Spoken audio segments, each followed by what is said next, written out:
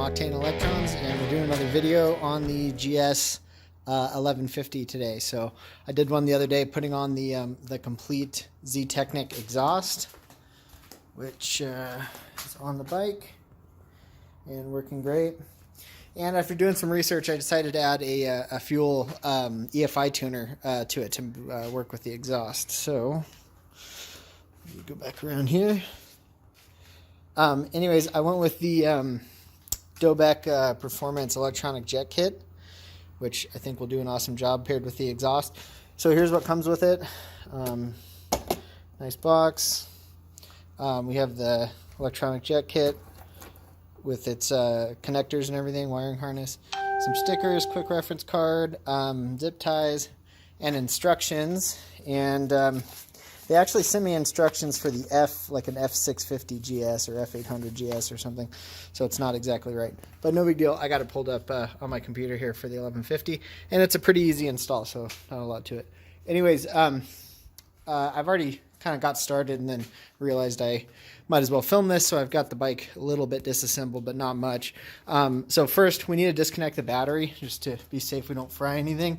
I've removed the right side. Shoot, let me go back around. Sorry.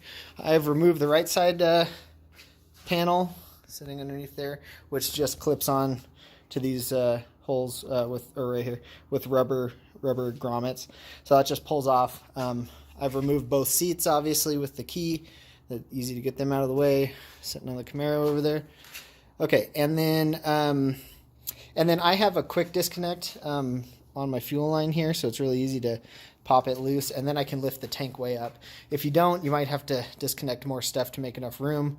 On mine, it's pretty easy, and then I just block it with a piece of wood, and I can get into my battery and disconnect the negative side. All right, cool.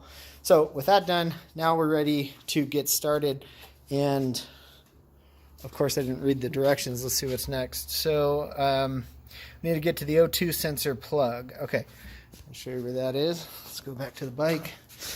And I know after doing my exhaust, the O2 sensor is right here. It's screwed into my exhaust Y pipe. You can see it down there. And it's a gray wiring harness.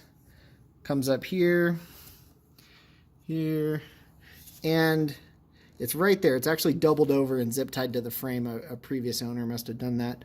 So anyways, it's kind of hard to see, but its connector is actually right there, tied up with the zip tie. So I'm going to get the zip ties cut and get it unplugged, and then we'll go over the next. Okay, so here we go. I got the connector loose and pulled down. You can see it right here. It's this kind of barrel-shaped connector, and I have it disconnected. So you just pull the two halves apart. They're kind of clipped together. Okay, then the other one you want to disconnect is right here, your fuel injector plug on the right side. So you need to pry this metal clip out away from it, and then it'll just pop right off. Okay, and our new controller just piggybacks on these. So it'll have a mating connector for the O2 sensor, both sides. So it's going to go in line, just like that. This one to this to this. And then it's got mating plugs for the fuel injector as well, right here. So that'll plug on there. This one will plug into the original connector. Okay, so I'm going to get those plugged in, and then the only other wire that has to be attached, sorry, let me get my hand out of the way, is this black wire with the ring terminal needs to be grounded. So it's got plenty of wire on it. You can see how long it is. I have my unit sitting up here. So I'm going to run it over to the battery negative terminal and ground it there.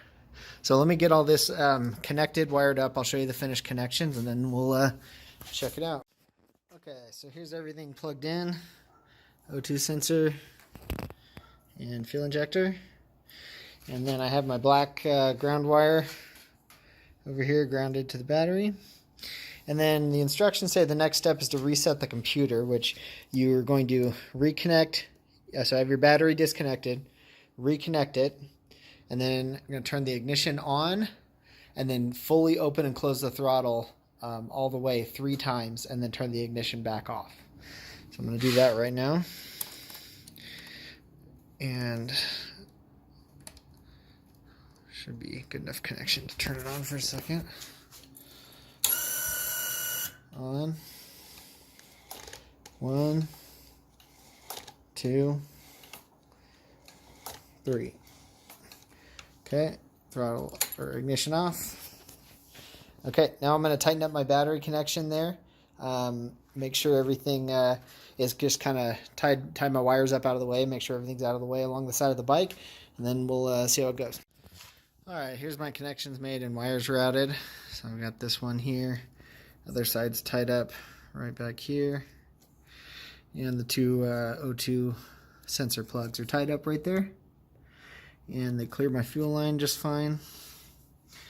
So all that's in place. I'm going to go ahead and drop my tank back down and then fire it up. Alright, everything's back together. Let's fire it up. So key on. And the unit won't actually light up until you start. So I'm going to start the bike up.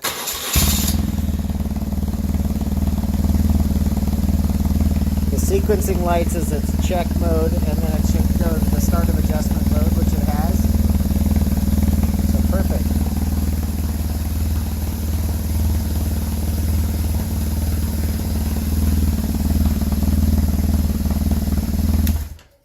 Alright, so looks like it works well. I'm going to mount the unit and tie up the rest of the wiring, and then it's already kind of late here at night, so I'm not going to test ride it right now. But I will test ride it tomorrow, and then if I start playing with the fuel settings, I'll do another video showing how to dial in the fuel settings better. But for now, for any of you guys looking at trying this or installing it, this video will cover the installation, and you can see that it's super simple, really easy to do, and it works great. So hope that helped.